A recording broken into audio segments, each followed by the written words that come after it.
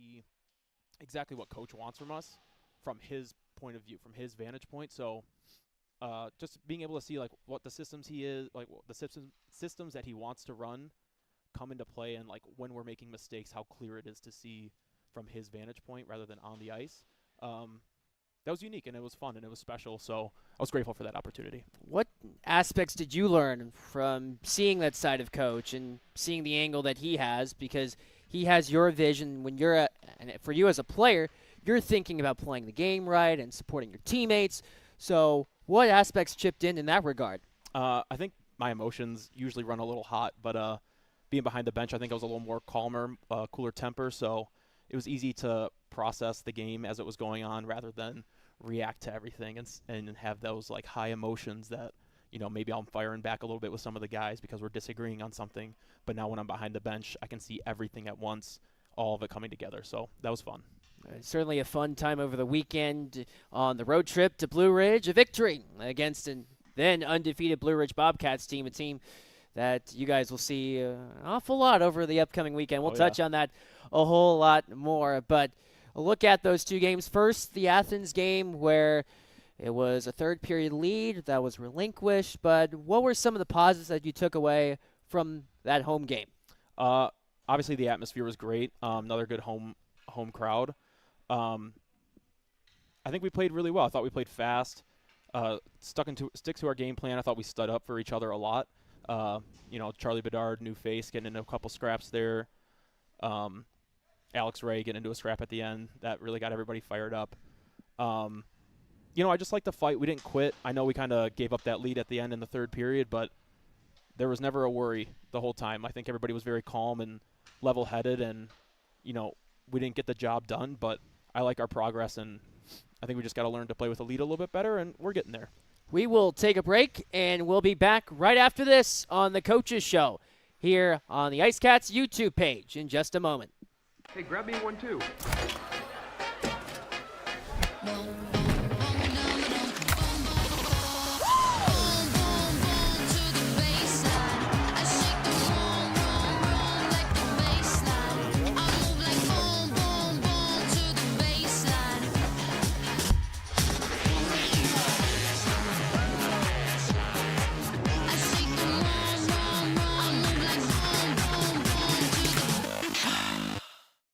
We are live at Zapata's Grill on the IceCats Broadcast Network. Let's see what the IceCats are ordering. I want quesadilla, California. I want fajitas cocoon. I get burrito from Terra. Frijoles refritos.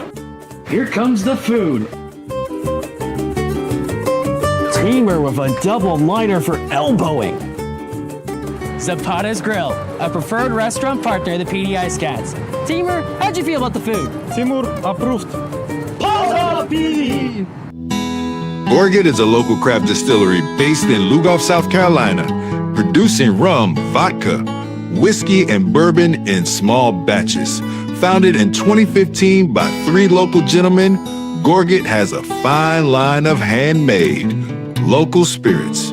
No matter what you desire, we have something for you. Isn't it about time you revolutionize your spirit? Visit us online at gorgetdistilling.com. Welcome back to the Coaches Show. Apologies for the technical difficulties, but we're back up and running. Alongside me is the captain for the PD IceCats, Nick Magill-Diaz. And Nick, as we take a look over the past weekend, with you being team captain but not playing over the weekend, you had the unique role of being the assistant coach. So as a part of Gary Graham's staff, for those who haven't heard, from the beginning, head coach Gary Graham is under the weather, but we still have plenty of IceCats as a part of our show here this evening. We hope you can certainly enjoy all the latest from the PD IceCats and from 4 different players, and we're excited for that coming up in moments. But for you, Nick, new perspective being behind the bench as opposed to being on the ice. So for you, Nick, how did your view of the game change over the weekend? It really slowed down for me over the weekend, being able to not have such a hot head and be so emotional in the game, in the battle. Obviously, of course, I want to be out there with all my friends and my teammates, but taking a step back and being able to watch everything kind of come together is a very unique opportunity. unique chance, and certainly you took that in stride with you being day-to-day with an injury. I know it must have been tough to be on the bench and not be on the ice, but what were some of the things that you learned from Coach Graham and how he coaches, and how do you apply that into your game once you're back on the ice? Like I said, just being able to see the game at what felt like a slower pace to me behind the bench. I think it's easy to see when he does come into the room and he does harp on our mistakes. Now I can see where those mistakes are, and I can fully digest what he wants us to do, and I can try to, lead the group with that information. And lead in that way. So looking over the past weekend against Athens and then Blue Ridge, obviously, what were some of the points, if you had to take some areas of optimism, what would those be out of the past weekend? Fight. I think we had a lot of grit, a lot of jam. Coach has been preaching that all week. I think we got better on the defensive side of the puck. Lower scoring games than we've been accustomed to so far this year. I just think, we had no give up, no fight on Friday. I know we didn't get that outcome that we wanted, even with that third period lead.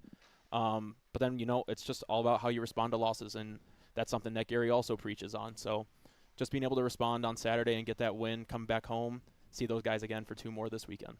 And there's a lot that you could see from the Athens game, Blue Ridge, from the home game against the Rock Lobsters of Athens. Jake Ergenite, first pro game, first pro goal. How big was that? That was awesome. I mean, just for Jugs coming in a little later in the week, too, I know he was excited on that. And, he had a lot of energy, and I think the boys had a lot of energy when he scored. So that was great for him to get it in his first game, with us at least. He's great. He's been a great addition to the room, and everybody's really taken to him so far. How big is it, especially for you as a captain? Sure, you have your players that have offensive production. How important are locker room guys, or dressing room guys, I should say? Probably the most important. It's all fun and games on the ice, but, when you get into the room, you need everybody to be connected, and we need those glue guys. I think somebody said earlier in the week to me that we just have a team full of vibes guys. And I think it's been great because everybody does get along in that sense, and everyone's there for a good time. We're going to work hard. We're going to do everything that Gary asks of us. But in our free time, we're going to have some fun by ourselves too. Certainly going to enjoy themselves. And then part of that Athens game was the dominance of the Marcinkiewicz twins. And, boy, they were on again. Dominic's and Patrick's having incredible goals over the weekend. What stood out about their game, having seen it from the bench this time? Wow, just speed, skill, obviously, scoring ability, everything offensive they have. Like, they have all those tools in their tool bag, but I think this weekend we saw another step from them on the defensive side of the puck, getting more pucks out, helping out on the PK and blocking shots, and, I think they're ready to take the next step here and really fully dominate this league. And go full-fledged, and who knows what might be next for the IceCats. And one thing we do know of what's next, Blue Ridge coming up on Friday and Saturday, Halloween night, where tickets for kids underneath the age of 12 on game day at the Florence Center box office. If your kid's underneath the age of 12 and they have a costume, tickets are $12. So something to look at the Florence Center. Also, area of note, those jerseys. Remember those pink jerseys that you guys wore? Those are on auction, and those can be found on Dash. And the link can be found for those auctions that close on Thursday. Links can be found in the description on this coach's show. So be sure to check that out and own your piece of IceCats history. So look more about for you, Nick, and your hockey journey. Where did it all begin? Where did that love instigate? How did you fall in love with the game of hockey? Honestly, I don't really remember the story, but I do remember my mom when she does tell the story. I guess I was 5 years old, and I came up to her and I put my hand on her shoulder and said, "Mom, I'm a hockey player." I'm a hockey player. And I guess that was kind of it for me. I remember her also crying the first time I ever tried to go to a practice because I could not skate, and she thought that she had embarrassed me. Oh, boy. Obviously, it all kind of worked out in the end, so here you are. Just started there. How special has your mom been for your journey? Probably the most important part. She's taken me to every single tournament. She's never missed a game, whether that's online or in person, mostly in person. She travels. She takes me everywhere. She's done everything for me. Every sacrifice she's made has been for me, so I couldn't be more grateful. Wow. Special thank you to your mom for building an incredible hockey player. Thank you. So for your journey, go into college, going to Curry College in Massachusetts. What was that journey like? That was incredible. Probably some of the best years of my life. I think that was probably where I learned about culture and how much it mattered into a team aspect. Beforehand, I think a lot of times it was, you play with a lot of guys for that season and then you might not see them again, or you'll play against them. But at college, you're with those guys for 2, 3, 4 years at a time. So I think that was the first time that I had that culture shock and knowing what it was like to have a good locker room and have good leaders that set the tone early. Who were some of those key leaders that made an impact in your time? Justin Catola for sure. He was a senior goalie when I got there. Lived with him for 3 years as well. Jordy Williamson, Zach White, Anthony Trujillo. I mean, just pretty much anybody that I've encountered at Curry was awesome, and they led in their own way. Maybe not always on the ice, but we had guys in the classroom and guys in the weight room. So anywhere you looked, we had leaders. And certainly you had leaders every step of the way. And then when you were a senior, what was that like? It was awesome. Kind of the culmination of everything that I've been working for. A little bittersweet, not knowing what I was going to do next with my hockey career. That was our first playoff win that year. New head coach and Pete Roundy, and he's taken the program to new levels. So it's just exciting to watch it from where I began to where it is now. And so certainly with your where are your roots to begin with? I'm from Michigan, Clawson, Michigan. Grew up playing in Royal Oak youth hockey, and then played a little bit for Honey Baked and Oakland Junior Grizzlies in Michigan. That was pretty much it. And then my junior career kind of took me all over the place, but ended with the Philly Little Flyers out in Philadelphia, Pennsylvania. So, yeah, a lot of good memories. A lot of good memories along the way with those Midwest roots. But then you go on to college in Massachusetts, and then you wondered your senior year, okay, well, what's next? So what did come next? Well, SPHL and FPHL started calling for you. Yeah, started getting a couple calls, started going to some camps and trying to figure out what was next for me. I kind of bounced around a little bit my rookie year, and I think I found a home in Motor City, which quite literally was also home for me. Yeah. Just another team full of good guys and guys that really helped me out along the way and get me to where I'm at now. And who stands out with your time in Motor City, and some may of which might be on this roster? Definitely have some Motor City guys on this roster, so I won't name them right now. But Jamison Milam, very historied career, great player, great coach, great leader. He's been a soundboard for me for the last 3 years, and anything that I have a question about, whether it's hockey or life-related, he's always willing to pick up the call. Danny Vanderweel, just somebody else that just taught me, how to take anything head-on. I think he's just always had a bit of a hot head, but he's learned to control it. So maybe I get some of that from him too. But Danny Vanderweel and Jamison Milam for sure. So then you go from Motor City and you bounce around a little bit, but then how did coming to PD unfold? I'm not too sure. Just the with Motor City going dormant this year, I know there was the dispersal draft, and I think I just got picked up for there, and couldn't be happier. New team, South Carolina, great weather.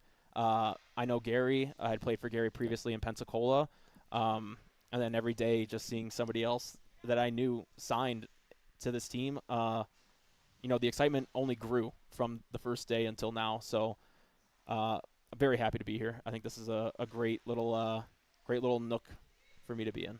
Great little place to be in, and certainly the fan base. What stands out about them?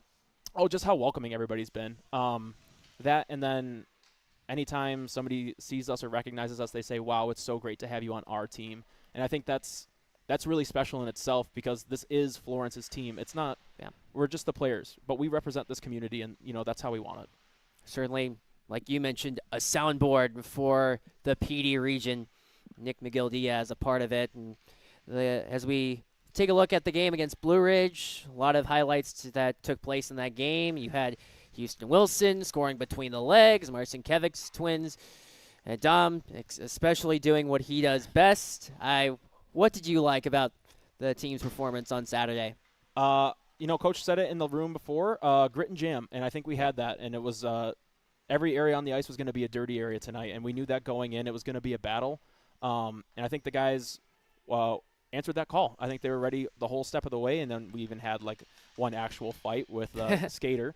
How big is he to have Skate Scaldi part of this lineup? Oh, he's been great so far. A lot of energy. He brings it every day. Good skater, really high skilled player, good shot. He's been great, and obviously, he'll step up to the bell and he'll ring some heads if he needs to. And we'll see what happens against Blue Ridge, especially with a few disagreements. Probably the best way to say that. You could say that, yeah, just a couple disagreements. But then, of course, 2 games against Blue Ridge. How does your mindset change when you go from playing one team one week and then you're playing them again the following week? I don't think it should change at all for us. We had success, and obviously we got out of there with that W, but I think we kind of asserted ourselves all over the ice. Matt Sales, with his first game, he looked great in net. So, we got 2 more games at home. Hopefully we can get 2 more home wins. But I don't think anything should change for us. Everything that we did, it's just picking up on last weekend. Looking to pick up from last weekend. But Nick Magill-Diaz, this is the captain for the PD IceCats. Thanks again for the time. Of course. We'll be back for more of the Coaches Show right after this here on the PD IceCats YouTube page.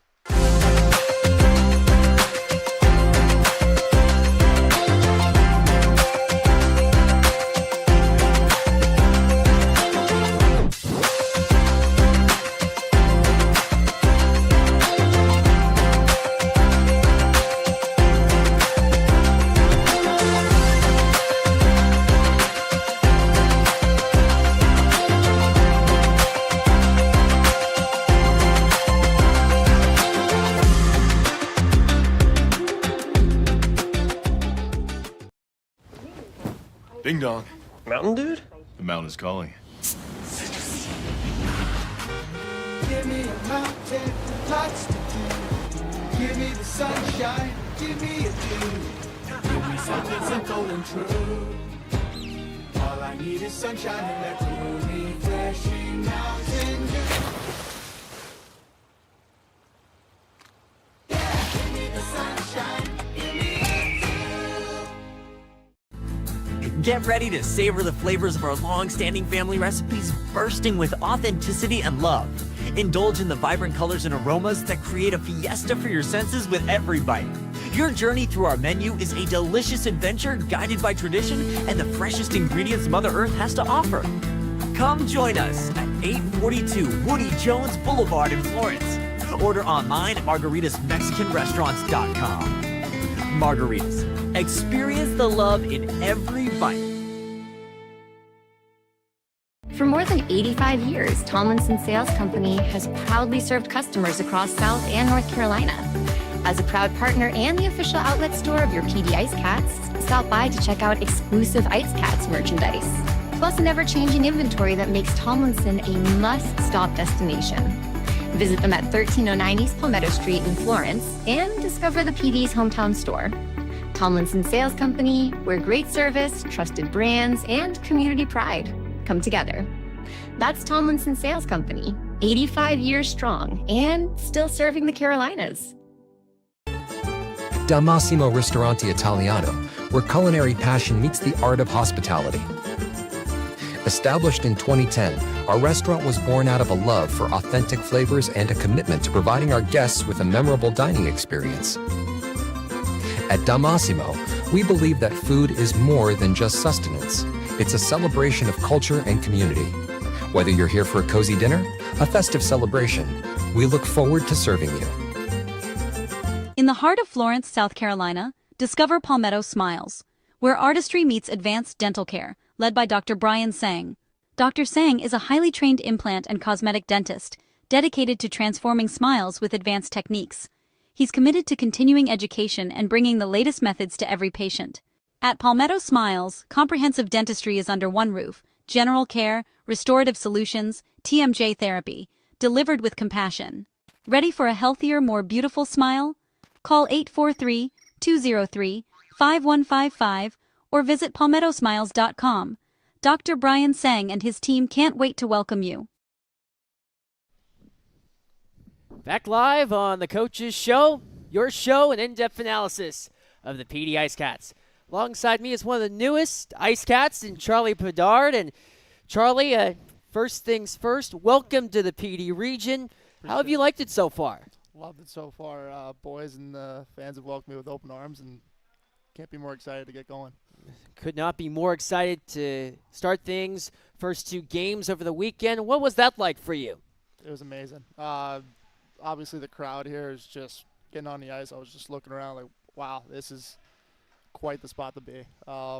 Just pumped to see how the rest of the season goes here. A lot of optimism for how this season will go, especially with home game underneath the belt, then on the road against Blue Ridge. But let's take a look at your journey, and obviously people ask you, I'm sure, all the time, are you related to Connor? Honestly, really wish I was, but as you can tell from the ice, no, I am not, but wish I was. What have you seen? When did you first hear about Connor? Because certainly he was making waves in the Western Hockey League a while ago. Yeah, I've been getting tagged in his Instagram highlights since he was 13, 14. Oh, so my goodness. yeah, been a couple years brewing. So now in seeing him in the NHL, I'm like, it's pretty cool to have my last name same as his. So yeah. Overall, yeah. To be spoken in the same breath at times as two definitely different players, but yeah, it's good to see. Good to see that for all the Bedards in the world. But for you and your journey, where did it all begin? What's the story behind that? Grew up in Long Island, New York. Played for the PAL Junior Islanders and played youth hockey throughout there. And went to SUNY Morrisville, upstate New York. Kind of big ag school, so it was kind of middle of nowhere, but definitely a small school. But had a whole lot of fun there. Studied business and concentration in sports management. And obviously looking here, played for a couple teams in the FBHL and the SP, but the whole goal basically last year, the couple years before that, played in Danbury, and my goal was to either play close to home or somewhere warm. So last couple years played in Danbury, which was the closest team, and happy to be here, which is the weather's way better. Weather is a lot warmer than upstate New York, and it sure is. For those that are not accustomed, but that they enjoy South Carolina weather, what is it like in upstate New York? You need a jacket, tell you that for free. It is chilly, and definitely Morrisville, there was like a little, you come down a little hill, school, and then you keep going and you go up a little hill, and actually not a little hill, big hill, and whole lot of rain, and when it starts snowing, it snows. So whole lot of snow and very cold winters, tell you that. A lot of chilly conditions, so here definitely doesn't seem like that as much. But what was that time where you've gone from place to place? And I know when you don't have a chance to, because teams have demand for you, so they want you, and you move around a lot. How do you battle those waves and emotions of going from place to place? That's a good question. Just seems like I've always just landed on my feet. Just more of a defensive-minded player. So, like in hockey, sometimes I feel like the defensive position isn't as appreciated as the offensive position. So, guys that I usually just block shots, make breakout passes, and try and contribute offensively when I can. But I feel like it's not as appreciated. So sometimes tough bounces have happened. But overall, happy to be here. A lot of gratitude to be in the region. What are some of the best memories that you've had while playing? Honestly, as much as SUNY Morrisville was cold and stuff, we had a lot of fun in the winters. A whole lot of snowball fights and pond hockey around those areas and stuff like that. But back to, I think my favorite hockey memory was back in high school. We won the New York State championship, so that was my senior year, and it's probably my favorite moment so far. When the game was finally over, what went through your mind? How'd you celebrate? Just hanging out with the fellas. Just a whole lot of emotions, obviously, when you win a championship. So, I mean, I kind of lost for words there, but there wasn't a whole lot of just hanging out with the fellas and partying and stuff like that.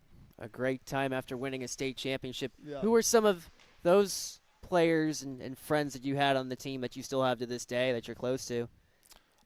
Actually, it was a little bit of a unique experience. And so I went to Southampton High School, and then on Long Island, you have to go through a draft because my school didn't have a high school team. So I got drafted by Kings Park Comac. So I'm not too close with all the guys that are on the team. Wow. But, yeah, definitely run into them playing like men's league and stuff like that in the summers. But, yeah, definitely still have some memories there.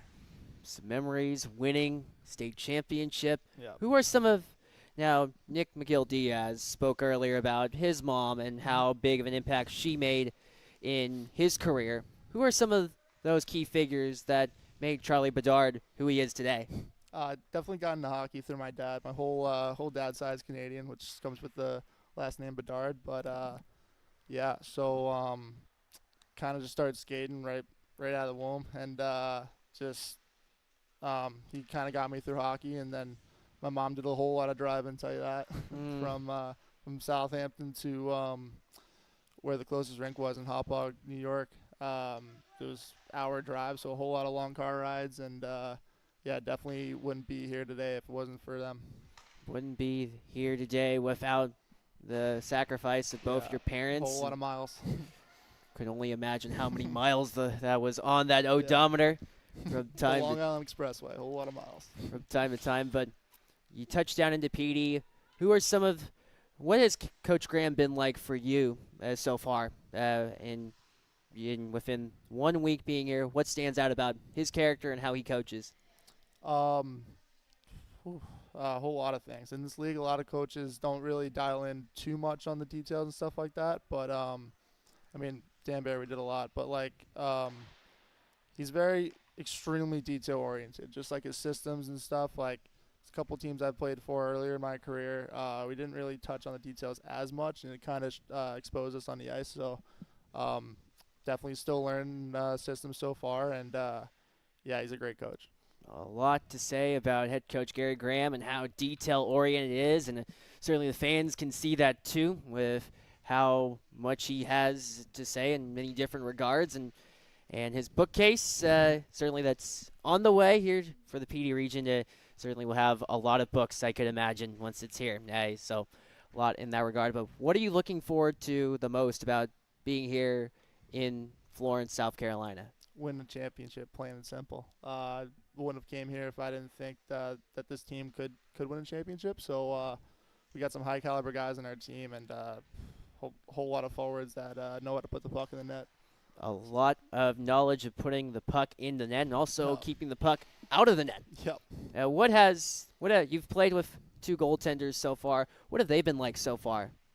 Oh, they're awesome. Especially as defensemen, you can appreciate the goaltending, like communicating with you and telling you where guys are if you can't see them in your blind spots and stuff like that. So yeah, they've been awesome so far.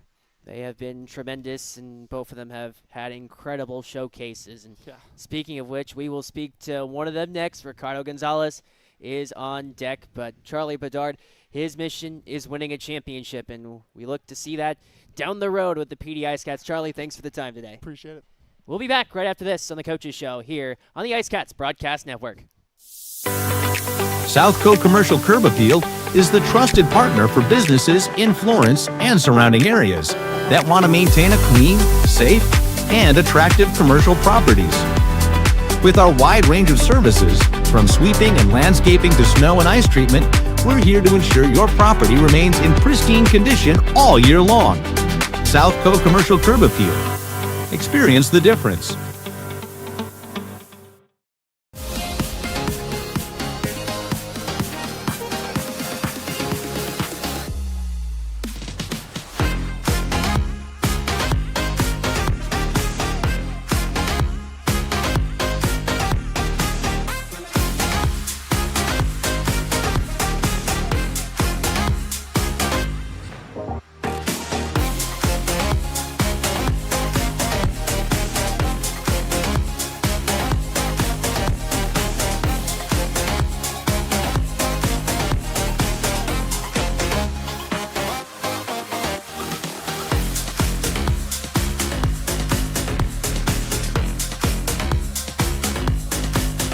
Hey, grab me one too.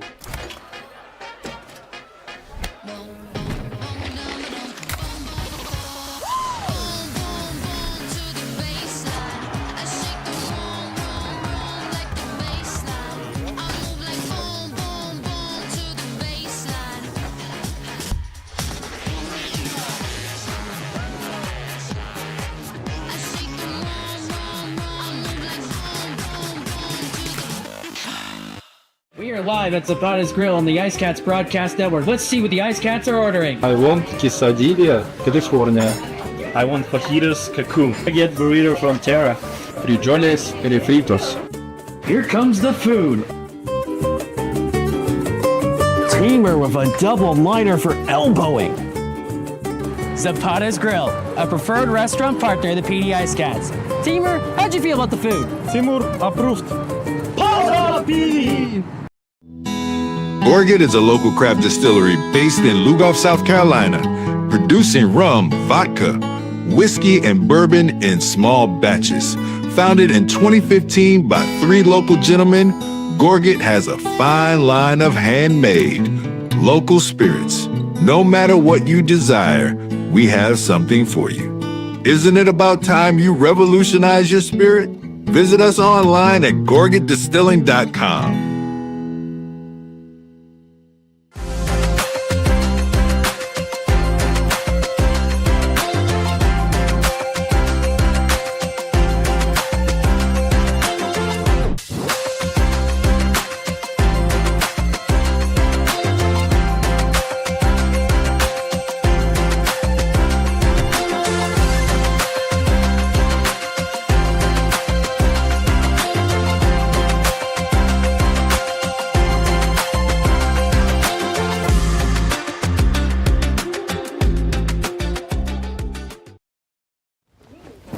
Ding dong. Mountain Dude? The mountain is calling. Give me a mountain, lots to do. Give me the sunshine, give me a dew. Give me something simple and true. All I need is sunshine and that cool, refreshing mountain dew. Yeah, give me the sunshine, give me a dew. Get ready to savor the flavors of our long-standing family recipes bursting with authenticity and love.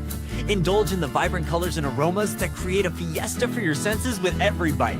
Your journey through our menu is a delicious adventure guided by tradition and the freshest ingredients Mother Earth has to offer.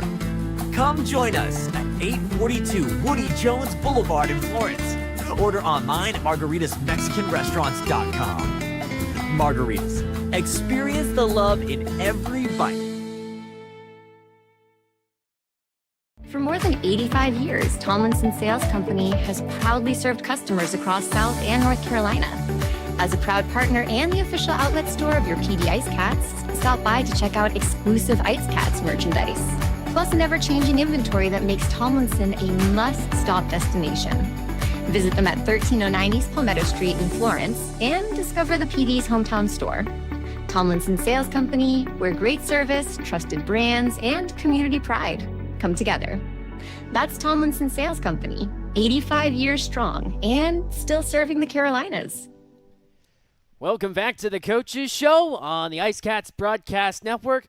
Alongside me, goaltender for the PD IceCats and Ricardo Gonzalez. Man, they call Gonzo, and well, so far, a couple weeks into the season, a couple starts underneath your belt. Additionally, we take a look at the way the season's gone to begin. What have you liked so far about the IceCats as a whole? I think as a whole, the IceCats, I love the way the team is coming together. It seemed like right off the start from training camp, it seemed like guys really wanted to mesh together and get it started right away. And that brotherhood really started taking over, especially after the first week and experiencing our first loss together too. It really pushed us to come together more as a group, and I really appreciate just how everyone kind of looks out for each other and is there for you. One thing that has stood out about this group is how well they are as far as being connected is concerned, and we've seen that through the first 3 weeks of the regular season. And for you, being the goaltender, certainly a different perspective as opposed to being a skater. But first, we'll take a look at your journey before we look more intensely about your time here in the PD region. But where did that love for hockey all begin? Oh gosh, it goes way back. I was just a little kid, probably 9 years old. I was hanging out with one of my best friends at the time, and his dad came down. We were playing video games in his basement, and he was like, I gotta take Alex. That was his name. I gotta take him to his learn to skate thing. You can either stay here and hang out, wait for us to come back, or you come with us and check it out. And I didn't want to stay there all by myself. It felt a little uncomfortable, so I tagged along. I went with them, and then I watched them out there skating around, passing the puck, shooting the puck, and it just looked like the most fun in the world. So literally that next day, I begged my parents, can I get involved in something like this? I want to do this. I want to try this, and they did. They signed me up. It was through the Flint Generals at the time, and I did my first learn to skate, and the rest was history after that. Wow. How big has Alex been for your journey, obviously, with getting you started? Yeah, I mean, I definitely owe a lot to that to him, just being at the right place at the right time. And, we grew up playing together youth hockey, and that made it a lot better, too. And, he's been supporting me every step of the way since, so it's really special. It's a special way to get things started. Then, on your way through juniors, what was that experience like? A lot of learning, honestly. I didn't really know too much about the hockey pipeline system. I kind of was just trying to get whatever opportunity I could to just continue playing, and started off in Nashville, Tennessee. That was great. It was the first time I ever moved away from home, so definitely a big adjustment period. I had to learn a lot on the fly, and I think all those lessons I learned, especially being away from home that first year, definitely shaped me into a better man, and where I wanted to go with my career after that. So you go from your time in juniors, and then it goes into college, Chatham University. What was that experience like? That was a lot of growing pains for sure. I always wanted to play college hockey as a kid, and Chatham gave me a chance. I knew they were a second-year team at the time, but like I said, I didn't care about all that. I just wanted to get somewhere and plant my flag. So I went there. There was 5 goalies rostered at the time, so I really had to scratch and claw for everything I got there. So once I established myself there, I just like I said, a lot of learning, a lot of growing pains. We weren't the best team, but it definitely teaches you a lot to how to navigate through adversity and how to fix your imperfections and try to become the best player that you can. So overcoming adversity, what are some of the lessons that you've taken away from that time there where you can say, hey, I've overcome all this, and now I can apply it in the present? Yeah. When you're not on the greatest team, you're going to face a lot of shots. You're going to get scored on. And I think, as a goaltender, it's really important to learn how to let go, especially, playing at Chatham. You have a lot of practice to let go. You're getting scored on a lot there, getting a lot of shots. So it kind of forces you out of your comfort zone to, just let go of the past and focus on what's in front of you. And if you have a bad performance, letting that go and using it as fuel to – and practice that next week to get better. So, what is it like as a goaltender when you're facing so many shots, say in a game, and you're buckling for dear life at times with all the shot volume that comes your way? What's your mindset through all that? You really have to push yourself to be, cool as a cucumber, honestly. Yeah. It looks like chaos on the outside, but on the inside, you have to be really, really calm and collected. Honestly, as a goalie, when I'm getting a lot of shots, that's fun for me. I love that. A busy night in that is a fun night in that for sure. So you'll take plenty of shot volume and a lot of activity as opposed to, say, a game where you don't see much shots and not much activity? Yeah, absolutely. Because in games like that where you're not getting as many shots, you have to find ways other than being present in the game to stay focused, and that can be a little more difficult when you don't have pucks coming at you all the time. So, gotta stay loose at times, especially in net, and that's why sometimes when game where offense is tilted heavily on one side, it can be difficult as a goaltender because you don't see very many shots. So. Could be a little bit tough in that way. But then, obviously, you go from college into Motor City. What was that time like in the Midwest? It was great. Motor City, they gave me a home. It was a great place to get started. I had a great goalie to look up to, Trevor Babin. He's currently with Columbus right now. I was his counterpart there, and I was able to learn so much about how he played and how he conducted himself, and just how to become more of a professional goaltender. I bid my time there. I took, I learned a lot, watching him.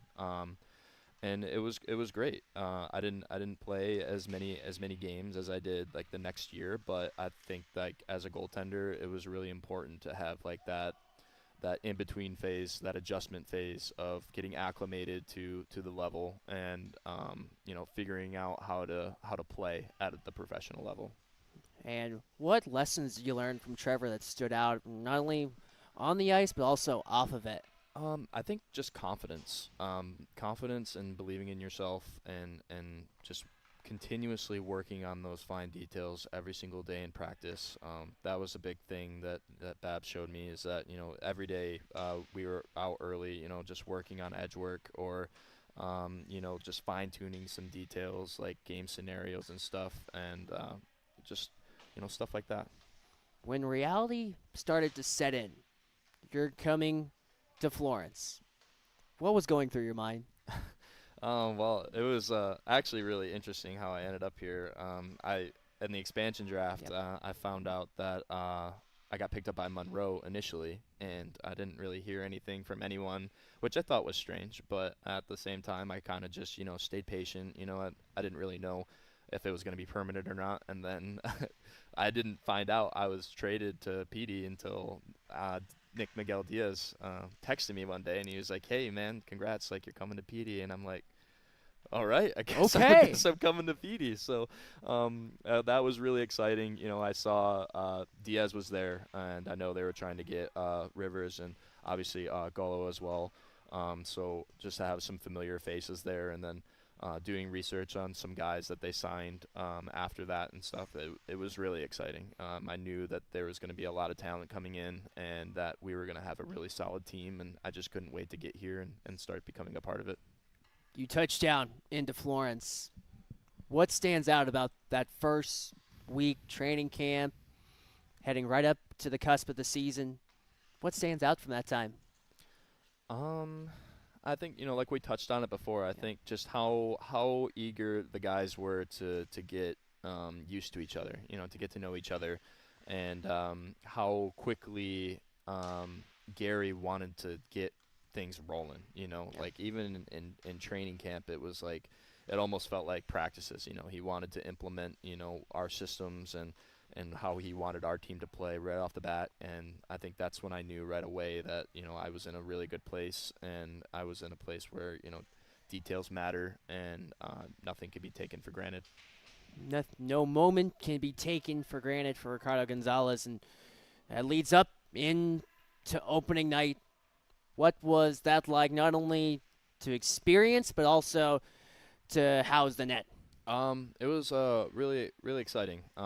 Really grateful for that opportunity that Gary gave me to start the first game. It was really special, especially knowing, how much hockey was missed here in Florence.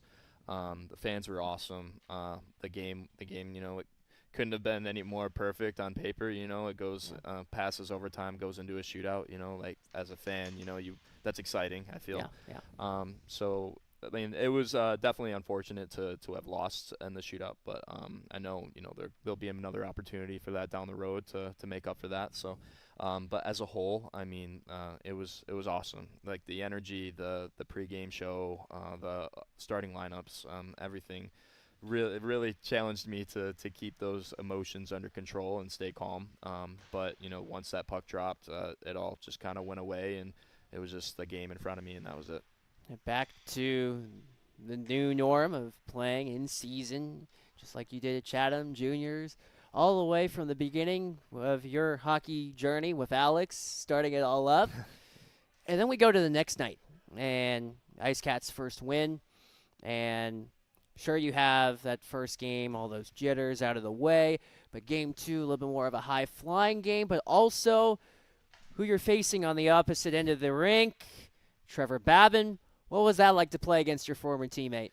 It was a lot of fun. But honestly, like from a goaltending perspective, like I tried not to put like all that pressure like on myself. Like every game is the same. It doesn't matter who you're playing against. I just try to approach it the same way I approach every game. So if you start thinking about all those other things, it can kind of get in the way. But if you're just focus on just stopping the puck and doing what you do well, and the rest kind of just takes care of itself. It was definitely a different type of game for sure. But in moments like that, when it's kind of back and forth like that, you just have to remind yourself, it's all about the next save. It's the next save. It's all that matters. It's a long game. If you make one or two mistakes, hang in there, focus on the next save, and the boys will come there and they'll bail you out. So. Trevor Lord with a hat trick in that game. What a special moment that was for IceCats Nation after that victory. What was the celebration like? It was great. Everyone was really excited. I think that first win really sealed the fate of like the internal aspect of the team. I've being in this level, I'd have yet to see a team really come together after a win like that. And I think just with the first inaugural year of this team, Florence missing hockey for X amount of years, I think all of that just incorporated. It was just pure excitement and joy. So it was good to see that. It was good to share that with everybody, and I couldn't be happier with it. Quite a journey to get to this point, but where did that weekend stand out as far as your entire career when you reflect back your time in Motor City, college? How is that weekend so unique? I think it's just that's a good question. I think just the fact that we were filled with a team like that, just guys from everywhere. We've all either played with each other or played against each other, and a lot of the guys on this team were big names for where they came from, and now to have all those big names under one flag, it's really special. And to see it come together like that, to see all the different aspects of talent from the forwards to the D to the goalies, like just seeing it all work together and creating success is really special. What a special moment that was to come away with 4 points in the standings that weekend. Speaking about earning points over the weekend, this past week against Athens, a tough outing as far as not coming away with results, but then the next night against Blue Ridge, Matthew Sales, your teammate, coming away with 44 saves and the victory over Blue Ridge. How special was that? Oh man, it was amazing. Sailor, he's been phenomenal ever since he's got here. He's earned everything he's gotten. That kid works his bag off every day in practice. He pushes me every day to work hard too. I see him down there grinding. That means I got to grind harder, and vice versa. So we feed off each other really well, and to see all that hard work finally pay off for him to get his chance that he deserved, it was really special. I couldn't have been happier for him, and especially him playing for Nazareth back in his college years, and me playing for Chatham. Our paths have crossed before, and it's crazy to see it come full circle like that to now be his teammate and his goalie partner. It's really awesome, and to see the joy in his face and see how much it meant to him, it was great. I couldn't help but be just the happiest guy for him. And what a moment that was, his first professional start, and to not only come away with 44 saves, but also that big W. So special to do it against Blue Ridge as well. But for him as a person, Matthew Sales, what is he like outside of the rink? Oh man, he's just one of the nicest guys. You could go to talk to Sailor about literally anything that was on your mind. He would always be there for you. He's got a great sense of humor, and there's not much, there's nothing bad you can really say about the kid. Honestly, he's just an awesome guy, and I'm glad he's my teammate. I'm certainly glad that he is your teammate, and you look at the direction you've gone through your career, and not only the Matthew Sales and the Trevor Babbins of the world that have set you up, but who are some of those big figures that have certainly put you in the place that you are? I think it all has to go to my parents, honestly. They've been there since day one, and growing up in a blue collar household, they had to sacrifice countless things, so much for me to continue my dream. Just growing up, being able to afford to play hockey and stuff like that. And it's just without them, this would be impossible. So all my thanks and gratitude has to go to them. Certainly a lot of credit due to Ricardo Gonzalez's parents, to put him in the place that he's at today. You look at the future with the IceCats. What's your mindset as far as the future is concerned? I honestly like to just take things one day at a time. Yeah. I feel like that's what's contributed to a lot of my success, and not look too far ahead, and one practice at a time, one shot at a time, one game at a time, and the rest will take care of itself. A lot will play itself out as we work our way towards the finish of our coaches show. Coming up next, we'll have Nick Gullo on. And what is Nick Gullo like as a teammate, having experienced him playing not only here but also in Motor City? Oh man, I mean, Galls is just an incredible person. One of the funniest guys you'll ever meet in your life. And he has a loud voice in the locker room too. He's one of those guys. It seems like it's fun in games, but when it's time to be serious and when it's time to lock in, you can always look at Gallo, and he's got that look on his face of someone that's going to go to war for you. So, not only is he a great guy off the ice, but he's an awesome teammate to have on the ice as well. Awesome teammate, and certainly this guy is an awesome teammate too, Ricardo Gonzalez. Thanks again for the time. Thank you, Danny. We'll be back for more of the Coaches Show here on the IceCats Broadcast Network in just a moment. Southco Commercial Curb Appeal is the trusted partner for businesses in Florence and surrounding areas that want to maintain a clean, safe, and attractive commercial properties. With our wide range of services, from sweeping and landscaping to snow and ice treatment, we're here to ensure your property remains in pristine condition all year long. Southco Commercial Curb Appeal. Experience the difference.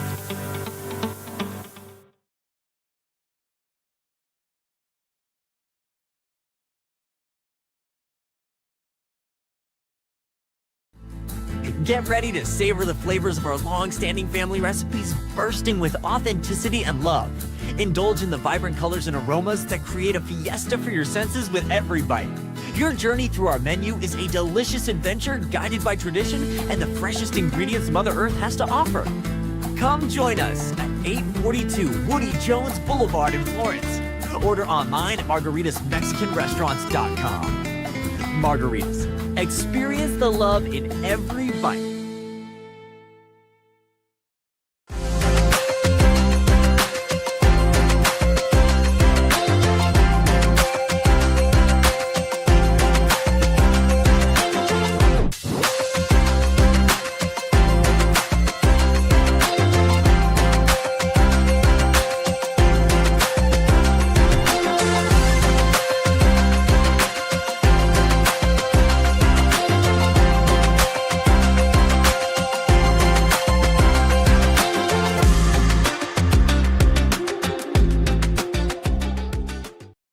For more than 85 years, Tomlinson Sales Company has proudly served customers across South and North Carolina. As a proud partner and the official outlet store of your PD IceCats, stop by to check out exclusive IceCats merchandise, plus an ever-changing inventory that makes Tomlinson a must-stop destination. Visit them at 1309 East Palmetto Street in Florence and discover the PD's hometown store.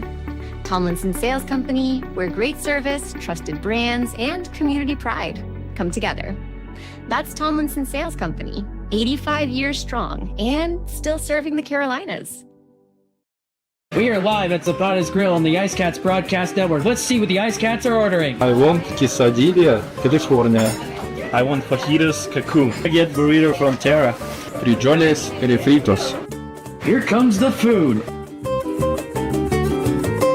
Teamer with a double liner for elbowing. Zapata's Grill, a preferred restaurant partner of the PD IceCats. Teamer, how'd you feel about the food? Timur approved. Para PD!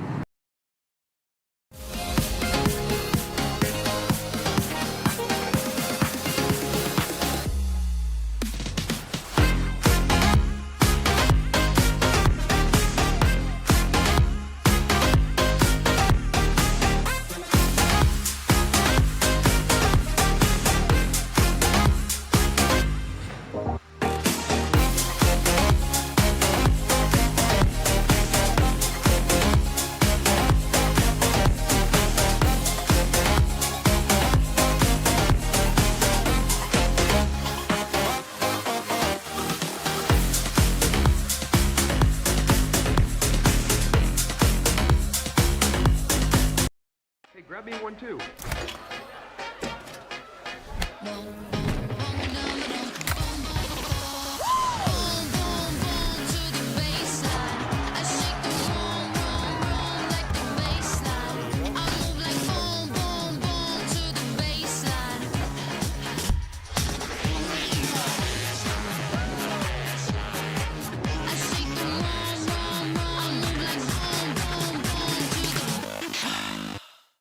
For more than 85 years, Tomlinson Sales Company has proudly served customers across South and North Carolina. As a proud partner and the official outlet store of your PD IceCats, stop by to check out exclusive IceCats merchandise, plus an ever-changing inventory that makes Tomlinson a must-stop destination. Visit them at 1309 East Palmetto Street in Florence and discover the PD's hometown store. Tomlinson Sales Company, where great service, trusted brands, and community pride come together. That's Tomlinson Sales Company, 85 years strong and still serving the Carolinas. Welcome back to the Coaches Show on the IceCats Broadcast Network. To close out our show, Nick Gullo here, the assistant captain for the IceCats here, and just as the case was for Nick Magill-Diaz, being day-to-day with being day-to-day over the weekend, you got a different perspective of being on the bench as an assistant coach. What was that like? First and foremost, you definitely want to be out on the ice with the guys, which I'm sure, Nick mentioned as well. But it was kind of a surreal experience. I think, when hockey's all said and done, whenever that may be, you want to stay involved in the game however you can, right? So to get that perspective on the bench along with, with Nick and Coach, it was pretty unique. Obviously, Friday we dropped that really tough game to Athens, but a resilient, greasy, so to speak, win on Saturday up in Blue Ridge was just kind of, it was very awesome, and it gave me a whole different perspective of, the game and I guess the little nuances of being on the bench and stuff like that. And I've had, previous experience coaching, but only 11-year-olds in a summer tournament, right? Not a professional hockey league game. So it was pretty unique, but I definitely want to be back with the boys on the ice as soon as possible. Definitely want to make his return out as soon as possible. I know you're doing what you can to make sure that Friday night, Halloween night, again, special ticket promotion for that evening where kids underneath the age of 12 get in for $12. That's when you go to the Florence Center box office. And that a part of the many perks that's happening over this week for the PD IceCats. Also, our jersey raffle. Those pink jerseys. Pretty sweet. The nice jerseys to wear, especially the first jerseys ever worn in PD IceCat history. And you can own this guy's jersey by bidding in our auction. The link can be found in the description in our video. So feel free to jump onto that. And I know plenty of jerseys are going for quite a bit of high prices, so for sure. Ricardo Gonzalez in high demand. Chance Rightfully Adrian. so. Yes, certainly that the case for you too. So, but show the kid some love, eh? Buy my jersey. Yeah, buy his jersey. He wants his jersey to be the highest bought. So I want to look in the stands and see my jersey. Let's do that, right? There's my jersey. Hey, there it is. I wore that, right? No. So that's going on, the Halloween night, also outdoors night coming up on Saturday, November the 1st. Both same time, same place, same channel, 7:15 from the Florence Center. Same opponent, too, in Blue Ridge. We'll touch on that more down the road. But for you, Nick, we look back at your journey. Where did it all begin? Pretty typical. I'm a Western New York kid from Rochester, New York. Just my uncles, so my parents tell me my uncles would watch New York Rangers and New York Islanders games even when I was, before I was 1 year old. And I was just glued to the TV even as a baby. And as long as I can remember, my parents told me I was on the ice at a year and a half old, just totting along out there. And by the time I was 3, I started doing organized hockey. And it's honestly my earliest memory and all I've ever wanted to do. I never really played any other sports. I swam for a hot second, but it's all I've ever. It's encompassed my whole life, and it's all I've ever known and all I've ever wanted to do. So it's been to say it is, my life and my identity is. It's true. It is what it is, and growing up through the youth ranks and, my local travel programs through, junior hockey, college, and out of the pros, it's what I am. It's what I breathe. It's what I eat, sleep. But it's been a crazy ride. It's been an awesome ride, but I wouldn't change a thing. What do you remember the most about your time in juniors? Oh, wow. So I played on a couple different junior teams. I think the one unique thing in junior hockey, obviously, for the listeners, you hear all these crazy stories, right? You go from, high school to juniors, and I was very fortunate enough to play with some of my friends, actually, that I grew up with youth hockey. So sometimes, when you leave youth hockey, some kids go right to school. They don't pursue playing hockey, or you just kind of go in different paths. But I was very fortunate to have some of my friends I grew up with as teammates, even as we went into young adulthood out of being adolescents.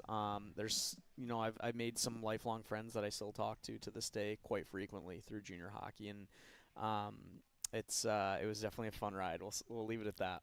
Who stands out over some of those people that made such an impact that you still talk to them today? One of my best friends, I played with him in the Syracuse Junior Stars. His name's Mike Abduki. He owns a jewelry store in Ithaca, New York. Now, he was somebody I gravitated to right away. And there are countless stories I have with this kid. And obviously, let's look down the road now. It's about I would say 10, 11 years later, and I still go have lunch with him and his wife, or dinner with him and his wife, with my girlfriend, at least a couple times a year. Even though we're about 2 hours away, we still find a way to connect quite frequently, which is awesome. So he was definitely one that stood out to me for sure. Wow. So you go from there, then college, a few different stops along the way. Yep. What was that experience like? Well, I started at SUNY Brockport. About 45 minutes from where I live, so that was kind of a homecoming, so to speak. My parents got to see me, my relatives, which was really cool, really awesome, great program, great school, and I did my 2 years there, loved it. It was fantastic. Have nothing bad to say about there. And then come junior, senior year, I transferred to King's College. The coach that recruited me at Brockport took the head coaching job at King's, so we had a bit of a connection. So a bunch of kids from my class, we all followed him over there. And it was a startup program, so it was pretty unique to build a culture there. And Alex Ray actually went to King's College as well, so it was cool, connecting with him at the start of the year, and then learning that some of that culture that we built still continues to this day. So it made me feel proud that we started a program, and even though record-wise we weren't great the first few years, they've become much more successful, and been a pretty good school at the D3 ranks, and it's just kind of cool to connect with kids that played there a little after you, even if your paths didn't cross when I was there as well. Yeah, and great to see how an impact where you plant the seed, and then later on you see the byproducts of it. Yep. Alex Ray. Hey. For sure. So you go into your professional journey, and you definitely go on to a few places and certainly had a lot of responsibility, but where do you credit your leadership traits from?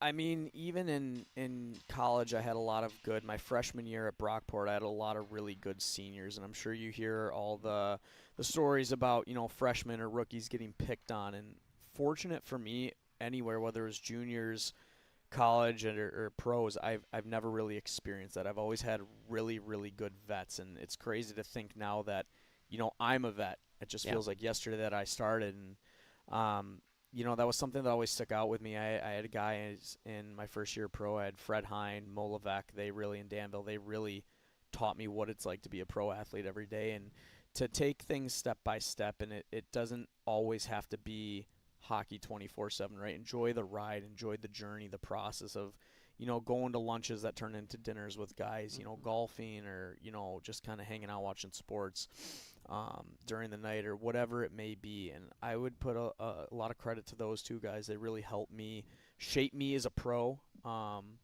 and I can't thank them enough. And then even people back home when I train in the summer, I'm from Rochester, and Brian and Steven Gianta, two no names in National Hockey League. I was fortunate enough to train with them when they were still playing, and I was just a 19-year-old, and these guys are captaining the U.S. Olympic team, and they were really, really special to me. They took me under their wing. I'm not a big guy; they aren't big guys either, so I looked up to them as a kid, and it's kind of surreal now seeing that I coach their kids in the gym that I work at or on the ice, and getting to, go out and have a beer with them or just talk to them like they're normal people, which they are normal people. But I would credit those two at home a lot for well as teaching me and shaping me into not only a professional hockey player but a man as well.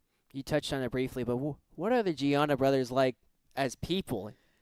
So when I met them, obviously I knew who they were growing up, but I met them, I was 19, I was in college, and they're both playing in the National Hockey League. So obviously they're my idols growing up, so you're a little starstruck at first, but you don't want to treat them any differently, right? They don't want to be treated, so you treat them as one of the guys. And I remember the first day I was in the gym with them, and there's about 15 to 20 Division III, Division I, and professional athletes in there, all from where I am in Western New York, and I just hear these guys bickering like they're 8 and 6 years old in the gym, and I was like, these guys are incredible. Like they're throwing weights at each other, they're like pushing each other around. I'm like, wait a minute, these guys are just big kids at the end of the day, right? But it's funny when it comes time to work, even though it's in the summer in the gym or on the ice, you can just see it over their faces. They went from these lighthearted, joking guys who are teddy bears to these guys are warriors, and it's time to work. And if you don't follow them and follow their lead, they're gonna let you hear it. So wanting to, impress them or show them that you have the same care and drive that they do is a huge thing for me. A huge drive from some of the finest, and the Giannas certainly made their impact in the NHL. It's a lot to thank for the Giannas to making Nick Gullo who he is. But where would you credit? I know the Giannas are a huge part of it. Who else do you credit for the style that you play? That's a good question. I would say there was always a player I liked growing up. He was about my size, maybe a little smaller, to be honest, if you can believe it or not. Nathan Gerbe played for the Buffalo Sabres, which was my favorite NHL team growing up. And if you guys look him up, he's the smallest player pretty much to ever play in the National Hockey League. But I remember watching this guy play, and he was so dynamic and so quick. And I like to model my game after him as best as I can. And he wasn't just an offensive threat. He was so physical and tenacious and gritty. And I looked at it and I said, if he can do that, why can't I?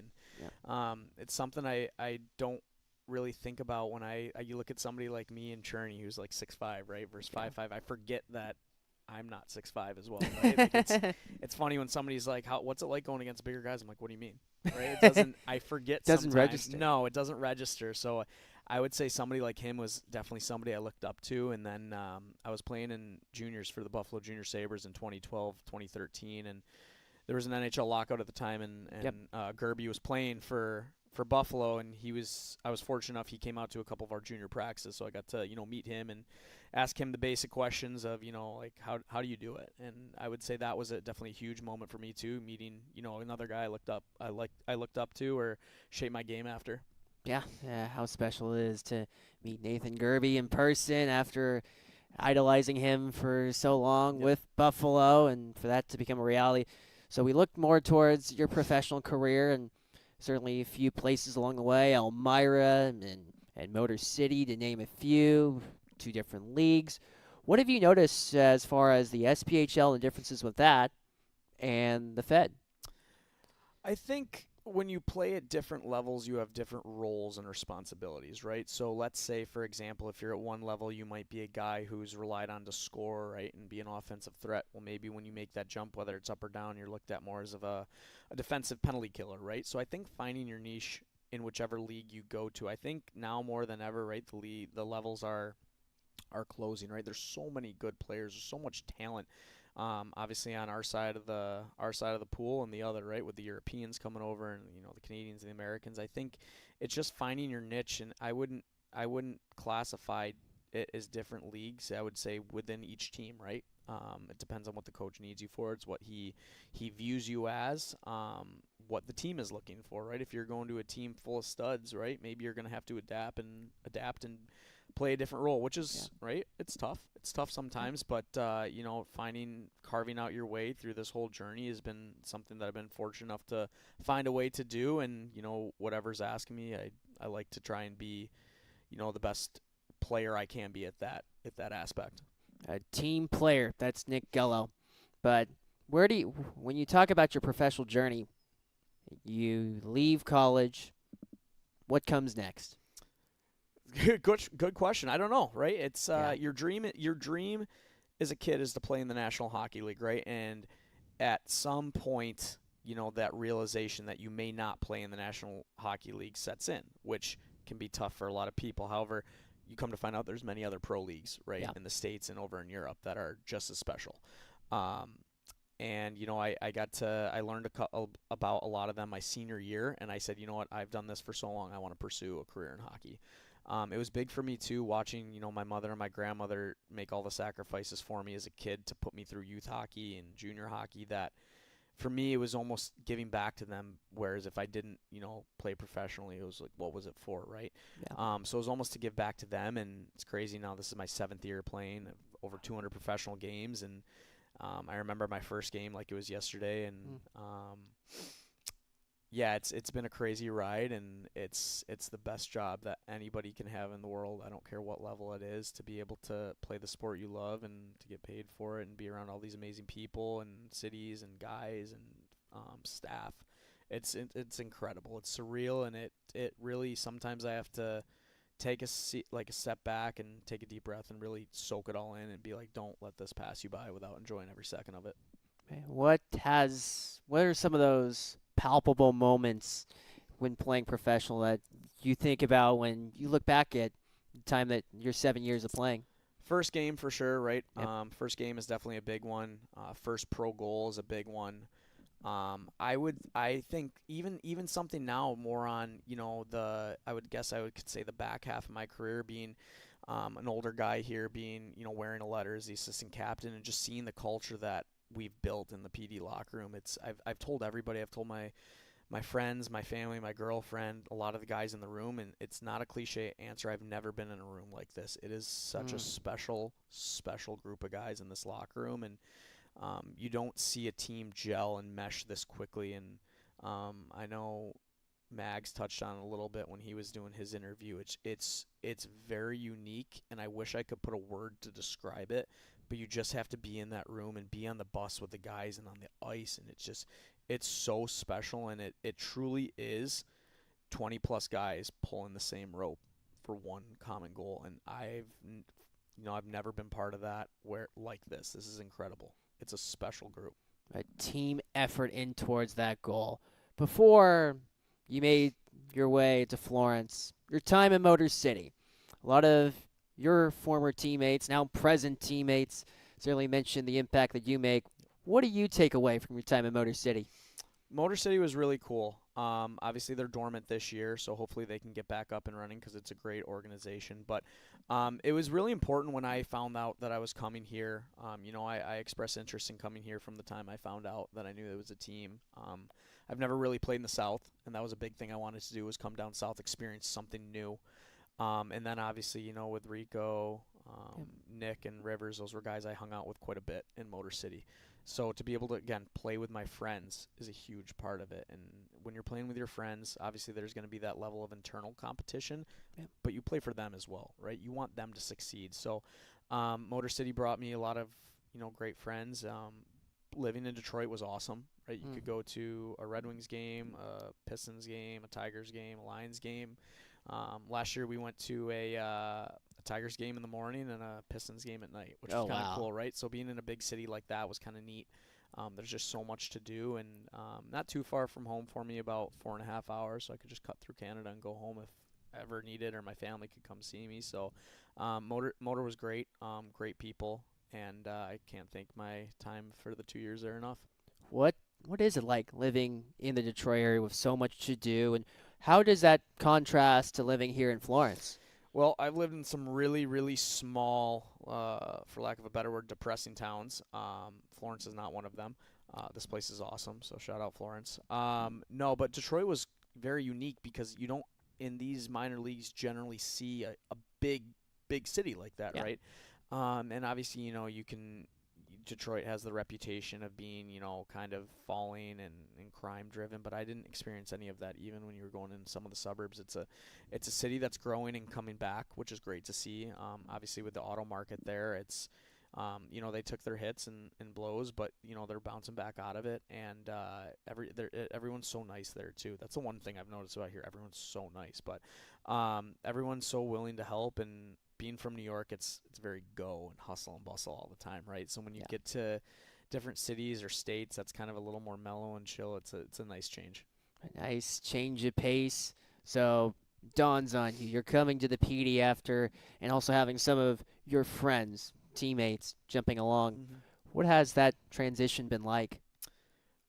I think similar to when I went to Kings in college, it's very special when you get to build something from the ground up. And you know, it was important that, you know, we got the city on our back right away, bringing hockey back to Florence and PD. And I know Nick mentioned it earlier. It's their team, and we're just players on their team. And the response we've had from the community and them welcoming us so much, they're like, we are so happy that you're here with our team. And you can see it in the home games we've had. This atmosphere in this building has been lights out. It has been so loud.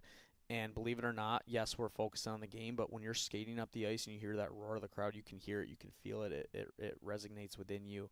And it's been great so far. Just even in some of the surrounding towns, like we went to Myrtle Beach or one of the towns up in North Carolina, like 45 minutes away, everybody's talking about the IceCats, which is pretty cool to hear how, you know, we're, for lack of a better word, the talk of the town right now, right? So it's special to do that, and we just want to keep putting out a good product, an entertaining product, a winning product, and I think you guys will continue to see that. And certainly that was the case last Saturday against Blue Ridge. And what do you take away from that game in particular? I mean, you have a game where, you know, you have some injuries, you have some guys out, so other guys are going to have to step up, right? Like your Prexlers, your Rays, right, your Scaldays, they stepped up. You have the two rookie defensemen, Tracy and Jugs, right? Yep. Everyone stepped up. Sailor, right, getting his first pro win. Big time. Everyone stepped up, and like I talked about earlier, that common goal, everyone was pulling on the same rope. And, of course, you have the twins. We call it the triplet line with Patty, Dom, and Huey is the joke in the room. But it was just it was such a gritty team win, and I know it's a cliche again, but it was such a good win for our group, and our bus ride was, you know, super fun and incredible on the way back. And I think that's, even though it's early here and you're still in October, it's a season-changing win. Right? Oh, yeah. It sets a tone for the season. It sets a tone for the mentality and the culture and the expectation for our group. And, you know, coming out with a win like that, obviously, you know, they were taking some runs at us, right? The crowd was 100% against us, but, you know, to come out of a win like that and to do it the right way and, you know, not kind of fall into that mentality and into the game that they were trying to play was awesome for our group.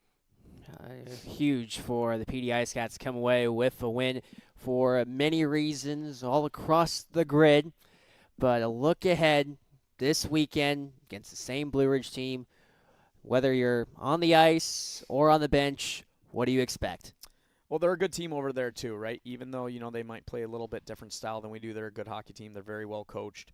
It's going to be a lot of fun games against them this year. A lot of back and forth, right? Whether you like to admit it or not, they're going to get the best of us sometimes. It's just the nature of the beast. You hope to limit that as much as possible. But I think now that we have kind of an idea of, you know, what they have and what they have to bring, I think we can plan this week and practice a little systematically a little better. And, you know, it's kind of unique with having some of us in the on the bench or not in the lineup. They don't really know what we have to offer yet, right? They haven't seen our best yet. So I think we're going to continue to grow and adapt and evolve and, you know, be able to counter their high, fast speed transition attack. And I think the fans are going to be in store for quite a physical, entertaining weekend, so to speak. So. And that weekend is coming up, and a lot happening with the PD IceCats this week. Of course, jersey auction going on right now. The description can be found at the bottom of this video with plenty of auctions for sale, including this guy's jersey. And we want this guy's jersey to be sold for a good price. And we want to see it in the stands, guys. We want to see it all back. Give it back. And I know you guys have certainly given a lot, and it's been cool to see the response from the community as they've given back to the IceCats. But as we wind our way towards the finish, Nick, even though Coach isn't here, leave you with a final word of the perspective not only for this weekend but also for the season. What are we expecting from the IceCats here to come? I think you're just going to see a group that evolves each and every weekend.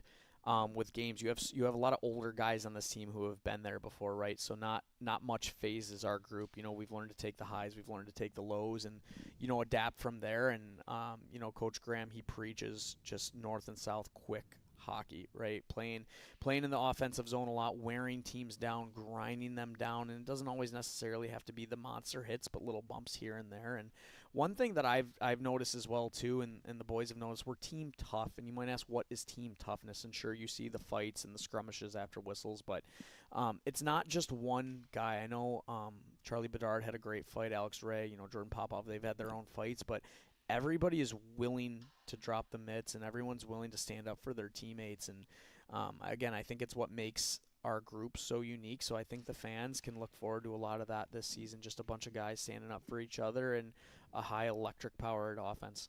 High electric powered offense and togetherness. That's the PD IceCats coming up again Friday, Saturday, 7:15 against Blue Ridge. Halloween night. Kids with costumes underneath the age of 12 get in for $12 on an outdoors night on Saturday. Could not ask for more to do on a Saturday night than enjoying PD IceCats hockey. But that's all the time that we have for the Coaches Show. A special thank you to everyone who makes all this possible, for Nick Magill-Diaz, for Charlie Bedard, for Ricardo Gonzalez, and for Nick Gullo, and for our producer tonight, Matthew Finney. I'm Danny DeBock saying so long and take care, and thanks for being with us here on another edition of the IceCats Broadcast Network.